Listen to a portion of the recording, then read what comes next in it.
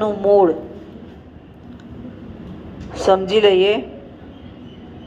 મહાભારત એ આપણને ક્યાંથી મળ્યું, તો એના રચયિતા, આપણે આગળ એક સવાલ લઈશું, મહાભારતના 3 સંસ્કરણો, સીધું મહાભારત નથી મળી ગયું. એના રચયિતા વેદ વ્યાસ કે પારાશર્ય વ્યાસનો ઉલ્લેખ છે. મહાભારતમાં માત્ર કૌરવ પાંડવોની કથા જ નથી, અસંખ્ય કથાનકો આવી જાય છે. અને હવે આ કથાનકો ક્યાંથી, એ પ્રશ્ન થાય. તો વેદના સમયમાં વૈદિક, મેં હમણાં કીધું 3 આદિ ગ્રંથો છે, એમાંથી જે લેવું એ લઈ શકાય છે. વૈદિક સમયમાં વેદના ગ્રંથોમાં સંવાદ સૂક્તો આવતા. સંવાદ, એકબીજા સાથે વાત કરે, સંવાદ સૂક્ત કહેવાતા. એ સંવાદો આપણા કોઈપણ સાહિત્યના નાટકોમાં આવેલા જોઈ શકાય છે. એટલે મૂળ ક્યાં આવ્યું? વેદના સંવાદ સૂક્તમાં. ત્યાર પછી વેદમાં કેટલાક યજ્ઞોનો ઉલ્લેખ છે, કેટલાક સંસ્કારોનો ઉલ્લેખ છે. તો એ સમયે જે મંત્રો કે જ્ઞેય થતું, એ સમયે જે મંત્રો બોલાતા, એમાં એક તો એનું પાત્ર આવે અને સાથે સાથે ઐતિહાસિક વાત આવે. ધારો કે આપણે કોઈ યજ્ઞ કર્યો, તો જે યજ્ઞ, ઘણીવાર વરસાદ નથી આવતો તો પર્જન્ય યજ્ઞ કરે. તો પર્જન્ય એટલે શું? તો વરસાદના દેવતા. હવે એમાં જે મંત્રો બોલાય, તો આપણે કલ્પના કરીએ છીએ કે વરસાદની સ્તુતિ કરીએ છીએ, અને વરસાદ ન પડે એટલે ભગવાનને પ્રાર્થના કરીએ છીએ કે વરસાદ પડે. એટલે એક તો કેરેક્ટર આવી ગયું. બીજું, એની અંદર રીત રિવાજ ને પરંપરા આવી ગયા કે મંત્રો બોલાય છે તો ઈશ્વર સુધી પહોંચવાનું છે. અને એ ઐતિહાસિક વાત પણ આપે છે. હું કે તમે નથી જાણતા કે કેમ બોલાય છે, પણ એટલી ખબર છે કે પર્જન્ય યજ્ઞ થાય એટલે વરસાદનું આહવાન કરવા માટે થાય. તમારા ગુજરાતી સાહિત્યમાં પણ કદાચ નરસિંહ મહેતામાં છે, મને બહુ યાદ નથી, પેલો રાગ ગાયો હતો ને વરસાદ બોલાયો હતો.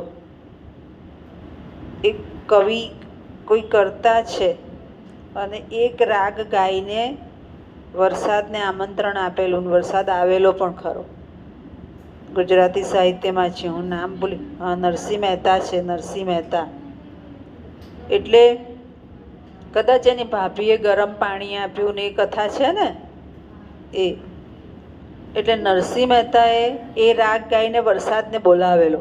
તો આ શું છે? આ વસ્તુ વેદના સમયમાં છે કે ગમે તે યજ્ઞ હોય કે આહુતિ હોય કે પ્રસંગ હોય, ત્યારે તમે જે કાંઈ બોલો છો, એ એક તો એ વસ્તુનું કેરેક્ટરિસ્ટિક્સ આપે છે કે તમે શેનું આહ્વાન કર્યું. તો જે પર્ટિક્યુલર જે વસ્તુનું કર્યું હોય, ત્યાર પછી એની સાથે સંસ્કાર જોડાઈ જાય છે, અને ત્યાર પછી એની સાથે ઐતિહાસિક વાત જોડાય છે. મેં હમણાં જ કીધું, મને યાદ નથી આવતું, તો ઐતિહાસિક વાત આવી કે આ વાત હતી. બીજું, કેટલાક કથાકારો આવ્યા. કથાકારોએ પણ લોક હૃદયમાં સ્થાન મેળવ્યું. ઘણીવાર આપણે લાઈવ શો જોઈએ છે તો કર્ણાટક બાજુ આજે પણ નટ મંડળીઓ પ્રસિદ્ધ છે. કેટલાક બાળકો કહે છે કે હું નટ મંડળીમાં કામ કરું છું. ઇન્ડિયા ગોટ ટેલેન્ટ જોતા હોય તો એમાં પણ નટ મંડળીમાં કામ કરતા હોય છે. આખું ગ્રુપ કામ કરતું હોય છે અને પૈસા કમાતું હોય છે. એટલે જે નટ મંડળીઓ છે એમાં પણ મહાભારતની મૂળની વાત જ છે કે વેદમાં પણ આ કથાકારો હતા, અને એ કથાકારો નટ મંડળી દ્વારા, આપણે કથા સાંભળીએ છીએ તો નથી કૃષ્ણ અને રાધાનું પાત્ર કરતા, એ નટ મંડળી થઈ. અને એ નટ મંડળી દ્વારા પણ આપણા સુધી એ વાત રજૂ થઈ જતી હોય છે. એનું મૂળ ક્યાં? તો રામાયણ મહાભારતમાં જ છે. એનું મૂળ ક્યાં છે? રામાયણ મહાભારત. ત્યાર પછી પુરાણ જોઈએ તો પુરાણમાં પણ કેટલીક વસ્તુઓ કથાકારોએ કહી છે, અને એ કેવી તો એમાં વીર પુરુષોની કથા હોય, પ્રજાની કથા હોય, અને એ દ્વારા આપણને સાહિત્ય તરફ લઈ જવાનો પ્રયત્ન હોય છે. અને એ બધી વસ્તુઓના મૂળમાં પાછું ક્યાં જઈએ તો રામાયણ મહાભારતમાં જ જવું પડે છે. અને એ મહાભારતના મૂળમાં કથાઓ જોઈ શકાતી હોય છે. એટલે માત્ર ભારતીય સાહિત્યમાં જ નહીં, ક્યારેક ક્યારેક તો પાશ્ચાત્ય સાહિત્યમાં પણ રામાયણ મહાભારતનું મૂળ જોઈ શકાય છે. ગુજરાતીમાં આપણે હમણાં જ જોયું કે નરસિંહ મહેતા કે જેણે વરસાદને આહવાન આપેલું, એવી રીતે અંગ્રેજી સાહિત્યમાં પણ છે. કેટલાક નાટકો એવા છે કે જેમાં રામાયણ મહાભારતની અસર છે. એક પ્રણયનું સાહિત્ય છે કે જે ઓસ્ટ્રેલિયાનું એક રંગમંચ છે. ઓસ્ટ્રેલિયાનો રંગમંચ, નામ નથી ખબર મને, પાછી ભૂલી ગઈ.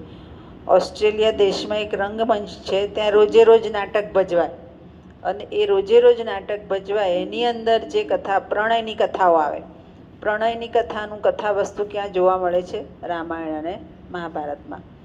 અને ત્યાં એક નાટક મેં જોયેલું, ઓસ્ટ્રેલિયા તો જઈ ના શકાય પણ જોયેલું ખરું ને, એમાં એક બહુ સરસ ઉદાહરણ આપ્યું છે કે પ્રણય માટેનું કથા વસ્તુ પણ રામાયણ મહાભારતના મૂળમાં જોવા મળે છે. સીતા તો સ્વીયા નાયિકા છે રામાયણની. તમે વફાદાર પુત્રવધૂના લક્ષણો બધા એનામાં જોઈ શકો છો. એવી રીતે દ્રૌપદી, તો એમાં તેજોમય વ્યક્તિત્વ જોઈ શકો છો. તો જ્યારે આવા નાટકો ભજવાતા હોય તો એમાં મૂળ મહાભારતનું જ હોય. અને આવી રીતે પછીના સાહિત્યમાં પણ આપણે રામાયણ અને મહાભારતનું મૂળ જોઈ શકીએ છીએ. ખ્યાલ આવી ગયો? સમજ પડી ગઈ?